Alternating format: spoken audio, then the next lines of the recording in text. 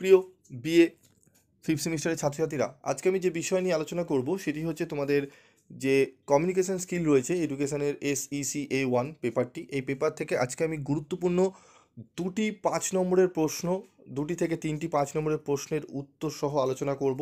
ভিডিওটি দেখো, ভিডিওতে যে প্রশ্নগুলো নিয়ে আলোচনা করব অত্যন্ত গুরুত্বপূর্ণ পরীক্ষা আসার জন্য।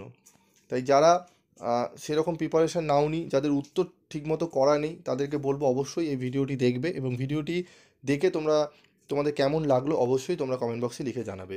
তো প্রথমেই যে প্রশ্নটি আমি আলোচনা করব সেটি হচ্ছে ভালো হস্তাক্ষরের বৈশিষ্ট্য। কী কী রয়েছে? প্রথমেই রয়েছে স্পষ্টতা, ক্লিয়ারিটি থাকতে হবে, লিখিত অক্ষরগুলি যেন স্পষ্টভাবে লেখা হয়। সরলতা, জড়িয়ে অক্ষর লেখার প্রবণতা শিক্ষার্থীদের বাদ দিতে হবে। সমতা বা সমরূপতা, প্রত্যেকটি অক্ষরের ঠিক আছে প্যাটার্ন ঠিক একরকম না হলেও লেখার সময় সেগুলি যাতে খুব ছোট বড় না হয় তা দেখতে হবে।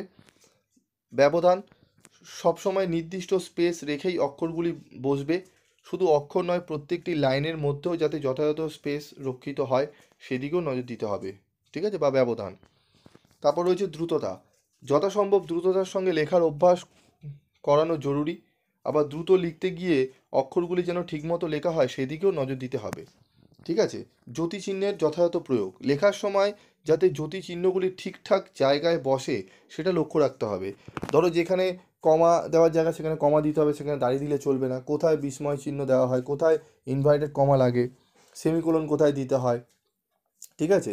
তো এই বিষয়গুলোকে ভালো করে আমাদের ভালো হস্তাক্ষরে কিন্তু অবশ্যই আমাদের কিন্তু খেয়াল রাখতে হবে, ঠিক আছে। যদি তোমাদের 5 নম্বরের প্রশ্নটি আসে, তোমরা এই 6টি পয়েন্ট যদি লিখে দাও অনায়াসে তোমরা কিন্তু 80% উপরে নাম্বার পেয়ে যাবে, মানে 5-এ তোমরা 4 পাবেই পাবে, ঠিক আছে। তো ভালো করে লিখবে, আর যদি তোমাদের আরও কিছু জানা থাকে তোমরা এখানে অ্যাড করতে পারো, তবে বেশি বাড়াতে যাবে না, ঠিক আছে। এখানে 5-এ 5ও পাওয়া যায়, তবে আমি কম করে ধরছি 5/4। ওকে, চলো আর পরবর্তী প্রশ্নে চলে আসবো। পরবর্তী প্রশ্ন দেখো, বাচনিক যোগাযোগ। এই প্রশ্নটির উত্তর অনেকেই খুঁজে পায় না ঠিক মতো, ঠিক আছে। বাচনিক যোগাযোগ কাকে বলে? বাচনিক ও অবাচনিক যোগাযোগের মধ্যে পার্থক্য কী? তো বাচনিক যোগাযোগ কি? যখন দুজন ব্যক্তির মধ্যে ভাবের আদান প্রদান বা তথ্যের আদান প্রদান ভাষার মাধ্যমে সম্পন্ন হয়ে থাকে তখন তাকে বাচনিক যোগাযোগ বলে। অবাচনিক যোগাযোগ হলো কোনো সংকেত বা বার্তা গ্রাহকের কাছে পাঠানোর জন্য ভাষা ব্যবহার না করে অঙ্গভঙ্গি, চোখের যোগাযোগ, শরীরের নাড়াচড়া প্রভৃতির মাধ্যমে যোগাযোগ স্থাপন করা। ভাষা ছাড়া বাচনিক যোগাযোগ সুষ্ঠুভাবে সম্পন্ন কখনোই সম্ভবপর নয়। অপরপক্ষে অবাচনিক যোগাযোগে বার্তা আদান প্রদানের ক্ষেত্রে কোনো ভাষা বা শব্দের ব্যবহার হয় না। বাচনিক যোগাযোগের মূল উপাদান হলো ভাষা, অপরপক্ষে অবাচনিক যোগাযোগের অন্যতম মাধ্যম হলো অঙ্গভঙ্গি, শারীরিক ভাষা, চোখের ভাষা।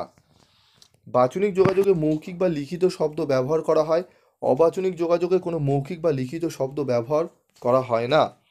বাচনিক যোগাযোগ সহজে বোধগম্য, অবাচনিক যোগাযোগ বুঝতে পারা অপেক্ষাকৃত কঠিন, ঠিক আছে। অনেকে ইশারার কথা ঠিকমতো বোঝা যায় না, ঠিক আছে। এবার আমরা পরবর্তী প্রশ্ন আসবো যে কার্যকারী লিখনের উপাদানগুলি কী কী। কার্যকারী লিখনের উপাদানগুলি কী কী ভালো করে তোমরা দেখে নাও।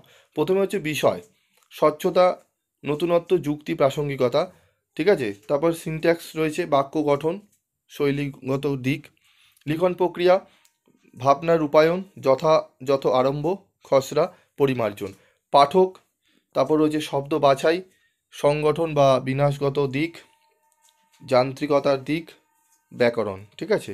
তো এই 8টি এখানে দিয়েছি, একদম টু দি পয়েন্ট অ্যান্সারই লিখবে, বেশি বাড়িয়ে লেখার দরকার নেই, তোমরা কিন্তু নাম্বার পাবে। এমন নয় যে আহামরি তুমি বাড়িয়ে বাড়িয়ে লিখলেই যে নাম্বার পাবে তা কিন্তু নয়।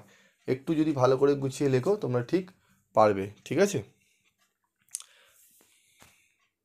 তো এই প্রশ্ন উত্তরগুলো খুব ভালো করে তোমরা করো, এই প্রশ্নগুলো খুব ভালো করে করে নিও। এই 3টি প্রশ্নের উত্তর আমি দিলাম, তোমরা দেখো, এবং তোমরা যদি আরও প্রশ্নের উত্তর চাও 10 নম্বরের, 5 নম্বরের, আমি অবশ্যই আলোচনা করে দেবো, বুঝিয়ে দেবো। তোমরা কমেন্ট বক্সে লিখে জানিও। আমি বাকি অন্যান্য আরও যা পেপার রয়েছে তোমরা যদি কমেন্ট বক্সে লিখে জানো, যেই পেপারে বেশি কমেন্ট করবে সেই পেপারে আমি আগে তোমাদের আলোচনা করব। আজকের মতো ভিডিওটি শেষ করছি, দেখা হচ্ছে পরবর্তী ভিডিওতে। সকলে ভালো থাকবে, সুস্থ থাকবে।